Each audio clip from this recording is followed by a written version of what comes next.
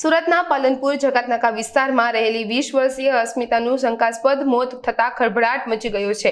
યુવતી ઘરે બેભાન હાલતમાં મળી આવતા સિવિલ હોસ્પિટલ ખસેડાઈ હતી, જ્યાં તેને મૃત જાહેર કરવામાં આવી હતી। પરિવારજનોએ હત્યાની શંકા વ્યક્ત કરતા મૃતદેહનું ફોરેન્સિક પોસ્ટમોર્ટમ કરાવવામાં આવ્યું હતું, જેમાં ગળે ટૂંપો આપી હત્યા કરી હોવાનું સ્પષ્ટ થયું છે। પોલીસે તાત્કાલિક કાર્યવાહી કરવા લીવ ઇન રિલેશનશીપમાં રહેતા પ્રેમી રાહુલ મચ્છરની ગણતરીના કલાકમાં ધરપકડ કરી છે। આરોપી રાહુલે પોલીસ સમક્ષ કબલ્યું કે ઘરકંકાસના કારણે તેણે રાત્રે સૂતેલી હાલતમાં જ પ્રેમિકાની હત્યા કરી હતી। તે સમયે તેની દીકરી પણ બાજુમાં જ સૂતી હતી। 2 વર્ષ પહેલા અસ્મિતાને વતન દાહોદથી ભગાડીને સુરત લાવ્યા બાદ બંને લિવ ઇનમાં રહેતા હતા।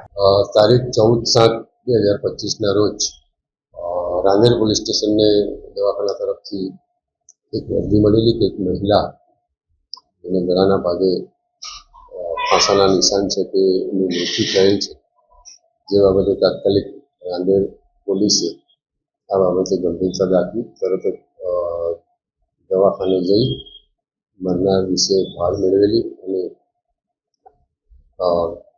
કઈ જગ્યાએ બનાવ બનેલ છે તેની પણ વિઝિટ કરેલી અને આ કામે અકસ્માત મોત દાખલ કરી આગળની તપાસ સંભાળેલી અને મરણ જનારની લાશ ઉપર જરૂરી કાર્યવાહી કરી પ્રાઇમરી કોઝ ઓફ ડેથ મરનારના ગળાના ભાગે કોઈ દોરી વડે અથવા કોઈ પણ સાડી વડે ઊભું આપી મરણ ગયાની હકીકત ફલિત થતાં તુરંત જ આ કામે ગુનો દાખલ કરવામાં આવેલ।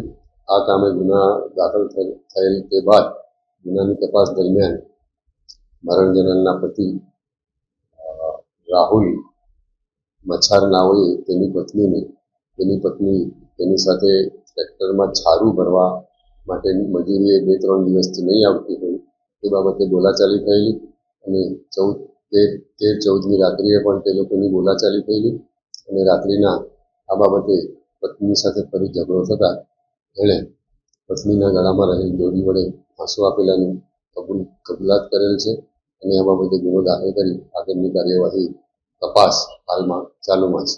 આરોપી રાહુલને આ કામે પોલીસે અટક કરેલ છે। આરોપી રાકેશ જે છે એ છેલ્લા સુરતમાં ખાતે રહી શ્રીજીનગર રાંદેર ખાતે રહી એ મજૂરી કામ કરે છે, ટ્રેક્ટર ચલાવે છે, છારું ભરવાનું છૂટક મજૂરીનું કામકાજ કરે છે।